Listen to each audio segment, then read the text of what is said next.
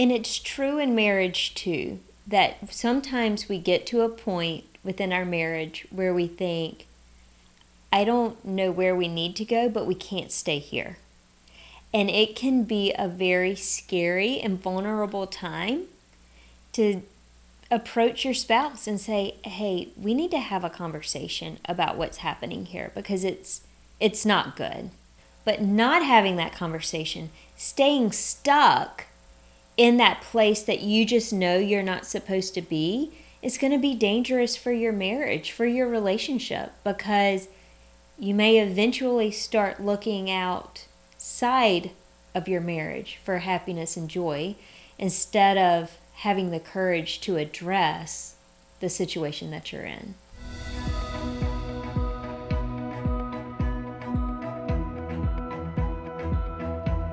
Welcome back to another episode of Enough.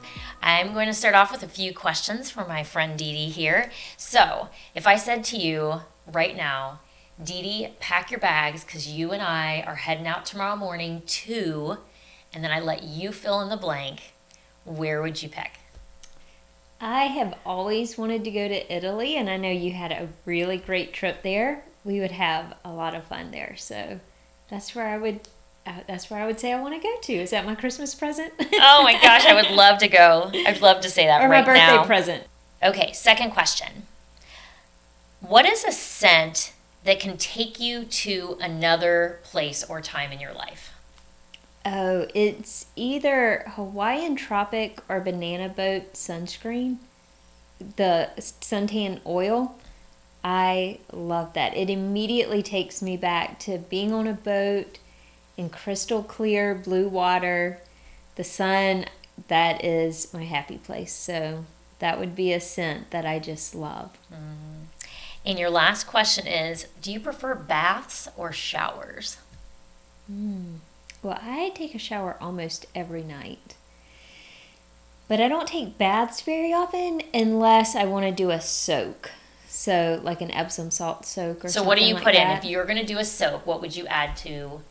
I love the coconut lime Epsom salt. Have you ever had that? No. Oh, it's fantastic. I love it. After we do long runs sometimes, I look forward to getting into a hot bath with that.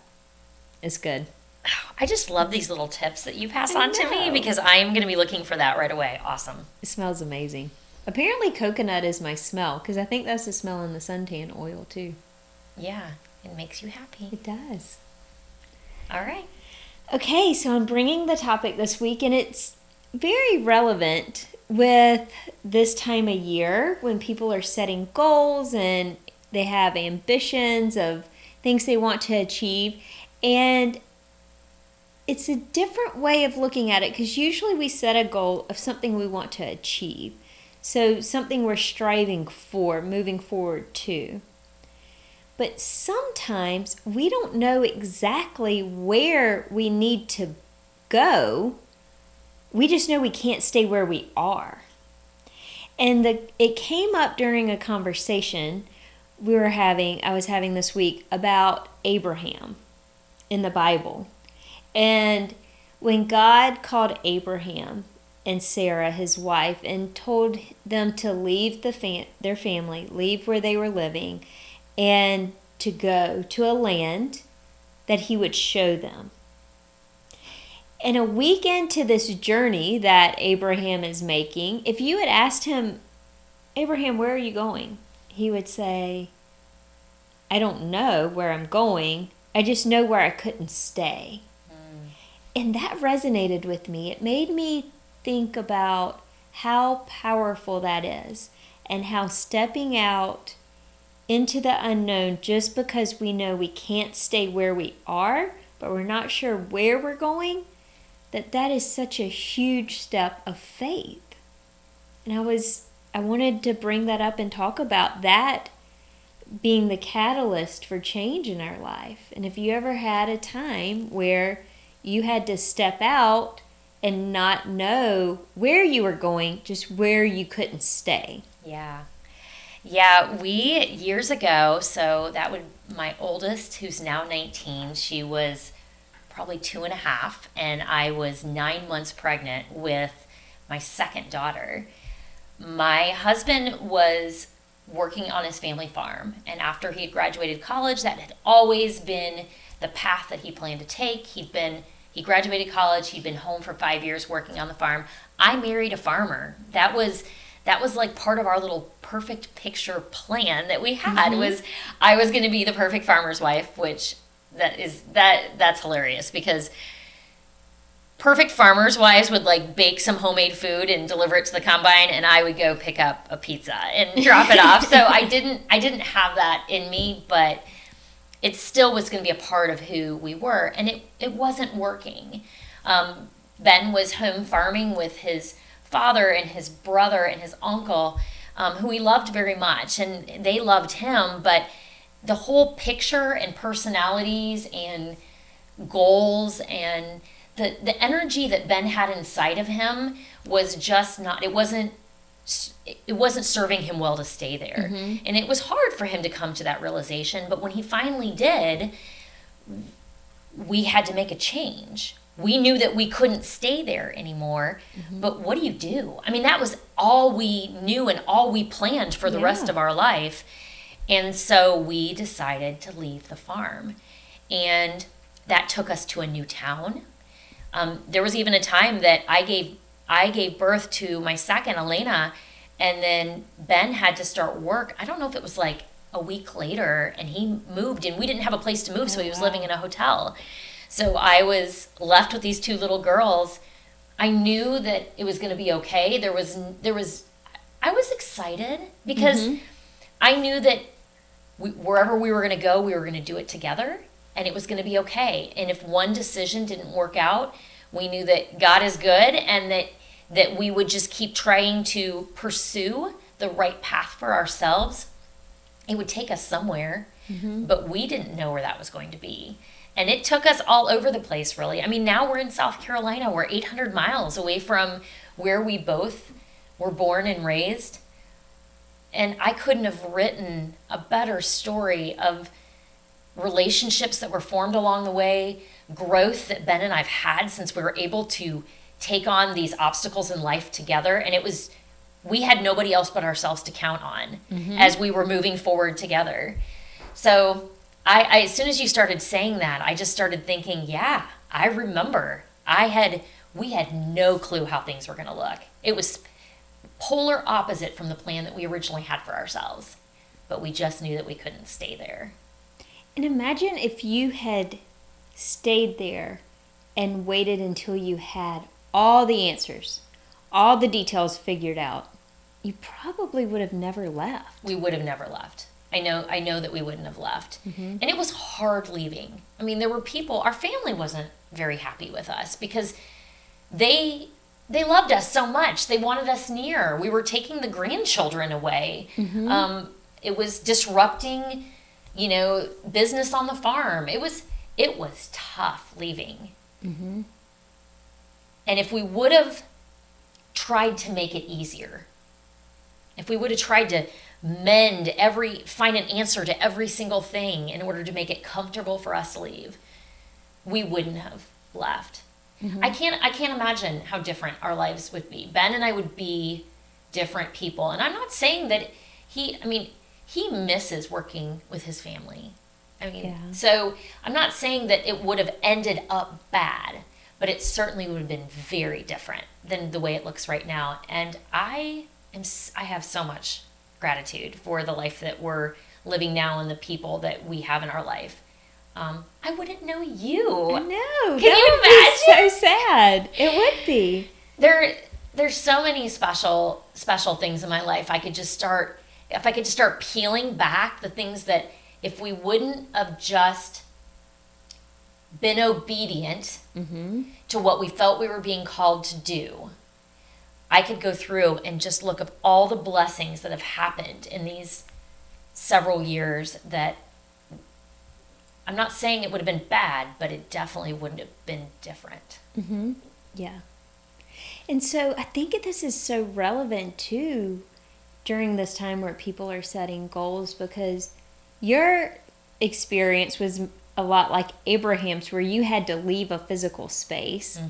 But what about people who are just in a relationship and they're like, okay, we can't stay here. It doesn't mean that you have to split up, but it's saying we can't stay where we are. This is not good. And I think there's a danger that comes when you don't realize, I don't know what the next steps forward are, but we just can't stay here. Like if you don't have the courage to take that step of we'll see where this takes us, then you're going to end up in a bad place in that relationship. And instead of looking at that person you're committed to, you could start looking for an easy way out. Does that make sense? Yeah, I think paralysis is so much, it is more dangerous than movement. You know, if you are, because let's be honest, Ben and I could have left, and the very first job he took, it could have been a hot mess. Like, it could have been terrible. I mean, so we never knew that things were going to go well. And we've had places that we've lived that have been better than others. But paralysis, staying in that place where you know that you can't stay there, but choosing to stay there anyway. And why do you choose to stay there? Because it's comfortable. It's more comfortable than taking that step of faith, because that's scary. Yeah, I mean, there's so many reasons people stay where they're at. You know, fear of failure, fear of success, which is a really interesting one because you wouldn't think it's a thing. Right. But fear of success keeps a lot of people in paralysis. Like, if I finally get what I want, then where do I go from there? I won't even know what to do with it. What will people think then? So fear of failure, fear of success, the addiction to disappointment keeps you in that place of paralysis. And the thing about movement, sometimes you go the wrong direction, but you get a little lesson there and a little lesson here, so that that's where growth happens. So you screw up, it doesn't work out well, or maybe you didn't screw up, but the scenario just doesn't play out the way you want. But then you get to grow from that, being like, what went good? What went bad? What are we not going to do again? How do we continue to move forward? There's still forward movement with that. But yeah, I think that not doing anything, that's where the danger is. Yeah, absolutely. And feeling like you have to have all the answers before you move forward. If you say, okay, I have a health goal. I want to lose weight. Get back in shape. That's always a New Year's resolution, it seems like. Well, if you say, okay, like you're talking about paralysis by analysis. Like, you have to look at all the different gyms and compare them, and then all the different diet programs and compare them, and now you have to buy new workout clothes and all the stuff, whenever you just need to say, okay, I just need to start moving. Maybe I need to start going for a walk. But getting that movement in, just going, instead of staying in that place of, I know I can't stay here, it's unhealthy for me, but I'm afraid to step out. I'm afraid I'm going to be judged if I go into this workout place, or I'm afraid I'm going to fail and waste my money if I start this program. It's that I have to step out. And sometimes that first step gives you the view of where you go next and where you go next. And I think we don't value that step enough. Well, one of the things I was thinking about, we did a podcast, I don't even know how many episodes ago, about adapting and adjusting. And that also takes forward movement. So if you use the example of somebody on a health journey, they know that they need to do something. They just can't stay here anymore. And then they try one thing, and it isn't their thing. It doesn't work for their lifestyle. They're not feeling the progress. Maybe it's not their thing. Right. So then you're in a position of choosing again. Do you stay in paralysis, or do you adapt and adjust and try something different? I mean, I can't tell you, as I kind of took control of my health almost 6 years ago. Yeah, it was about 6 years ago, on New Year's Day. Then I was like, I can't stay here anymore. And I've tried a number of different things. I mean, I have a basis of the way that I believe I need to care for my body, but I change things up all the time. There are times that I have, and some of it's for entertainment, to be totally honest, to try something new. You know, I've done macro counting. I kind of love it. It's like a little fun game. It's very interesting. You learn about the food you eat. I'm now spending time in focusing on plant-based eating. I've had time that I've went, you know, super high protein, low carbs. I've had times that it's just so interesting. Like, I've tried different things, and I've found things that work for me, and I've found things that don't. But I tell you what I've never done is thrown in my hat, because that is not an option for me. What it is for me is I have to adapt and adjust if it doesn't work. Yes. But that still means forward movement. Mm-hmm. Yeah, so what about in a career? What do you do in that? Because that gets tricky. You feel like, okay, this is not where I need to stay anymore, but I don't have anything lined up. What advice would you give people in that scenario? I would start asking the questions of, what do you love to do? Because again, when somebody is showing up and where they love and something they love to do, then all of a sudden opportunity it opens the door for them if they can find things that bring them joy. You know, there's a lot of times that women get to a point where they've spent so much time raising kids, and then they come to the point where they want to do something for themselves, and they have to address, does that mean taking some classes again? You know, does it mean looking for something that works into school hours just to get out there? Or do you want a career? Do you really want to dig into something and it become not just a job to get you out and get you socialized, but a career path? Career paths. Okay, so my stepmother is a perfect example of somebody that I've been able to watch her, and then I have this example for my girls too, and my son. I'm gonna totally screw up how old she was, but I can't remember. But somewhere in her mid-30s, she was a hair salon owner, had a very successful business, had a successful employees under her, so she wasn't the only successful person working in the hair salon. And she decided that she wanted to go back to school. So she went back and she got her bachelor's, and then she got her master's. And she got hired to, I think what happened is she got hired on one of the community colleges in town to teach an economics, like help out in an economics course, I don't know if she was an adjunct professor. I don't know how that all went down, but it lit her up. Like she started, like, her desire to know more, her desire to do more. And then she went back and she got her doctorate. And then she became a dean. First she was a grant writer, and then she was a dean, then she was a vice president, and then she was a president of a college.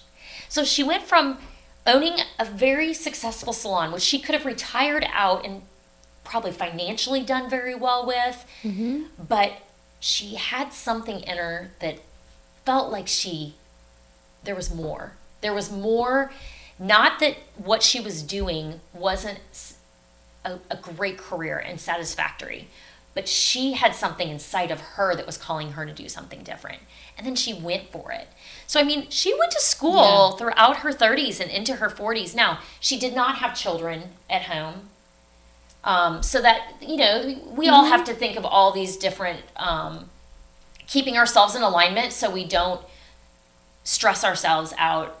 Right. But yet if somebody said to me, I'm too old to change my career, I'll be like, don't even. Like, I watched her go to school into her 40s and get her doctorate and become a president of a college in her 50s. And now she's 60 and she is president of an amazing college in Iowa. And she has over 19,000 students at the school. Like, that is amazing. Yeah. So. And think about if you had gone to her when she was the salon owner and said, okay, you're going to be the president of this college. That would have been overwhelming. She would have missed out on the joy in her journey to get there because she would have been focused on oh my goodness, I'm going to be a president of this college. What do I need to do to be president of this college? Instead of allowing all the different decisions along the journey to prepare her for what was down the road. And learning from, I'm sure if she was sitting here with us, I know that it was rough. Like going to school was rough at times. She was working full time, balancing a full load. Like it was rough. Yeah. But I could say to her, well, I mean, you ended up on top, so surely you didn't have any mistakes or you didn't have any bumps and bruises along the way. And she would probably just laugh at us. Well, she would. Yes, it was full. It was full of obstacles. Yeah. It was full. There was letdowns, and I'm sure she wanted to throw in her hat a number of times. I don't even know how many. It might even been weekly in certain semesters of her life. But she just kept adapting and adjusting, and making it work and figuring it out in order to go onto this path that she felt called to go onto. And no, she never even knew when she started. I don't know that she even knew when she started her doctorate that what she wanted was to be a college president. It's just that was where God opened doors for her. And that's where her growth was too. In the adapting and adjusting, you learn to grow in that and gain new skills. And I think we so often miss out on the beauty of the journey because it's kind of become cliche, like enjoy the journey. But it's so true because if you're always focused on the end goal, then you will miss out on the beauty that's along the journey. The things that are shaping you to get to that goal, which isn't really the end goal.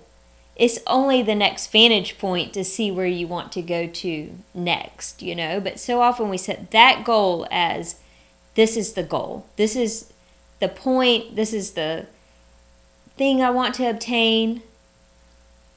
But that's not the end. It's just the next launching point. So, another story that makes me think about, which I think is super beautiful, is I've had a couple people in my life that have cared for aging parents in their home up until their last breath. And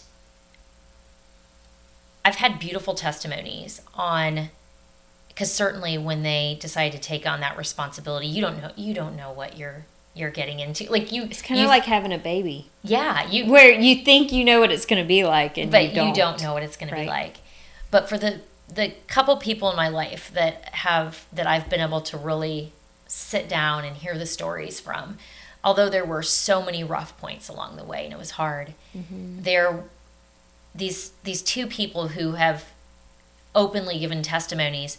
There's all these little beautiful moments along the way that afterwards, after they get a chance to grieve and have their moment of taking a breath too, as much as they're just grieving, there's also a balance of relief because it is such a hard time that you get to, when you hear about the little stories along the way, that they didn't know that was these gifts and these learning lessons were going to happen throughout. They could have never picked that journey. Actually, if they would have known how hard it was, they may not even chose that journey for their life. But yet, the story has so much beauty woven in there that they wouldn't change it afterwards. Isn't that so true of so many of your experiences in life? Yeah. I thought that was just such an interesting vantage point to thinking about moving forward, taking that leap of faith out of, you don't have to know exactly where you're going to end up, but when the Lord is calling you to move, just take that first step. And when you take that first step, then you'll be able to see another step and a next step. And sometimes you don't know. You cannot see very far down that path. But when you do it, really amazing things are going to come into your life, just like you're talking about, that you could not have imagined. So I don't know where I'm going, but I just know that I can't stay here. I can't stay here. If you would like to learn more about our podcasts and what content is available, or look into our coaching business, please go to www.liveyourdesign.life. See you next year. We are so grateful for all of our listeners and what this podcast is doing in our lives and doing in the lives of countless others. We love the conversations that are being sparked, the topics that are being discussed that have been taboo or discounted as being of importance. But we wanted to tell you how grateful we are for you joining us, coming with us on this journey this year. And we are really looking forward to all that 2021 has in store for us. And we would love for you to leave a comment and subscribe. Pass along these podcasts to other people who need to hear this. This is why we're doing this. We want to build a community of women who feel supported and heard and valued. And so if you can take a moment, leave us a comment, even drop us a line of what you would like to hear us talk about, and hit the subscribe button. It would mean so much to both of us. So from Dee Dee and myself, we wish you a happy new year, and we look forward to the success and the joys that are going to come in 2021. Happy New Year.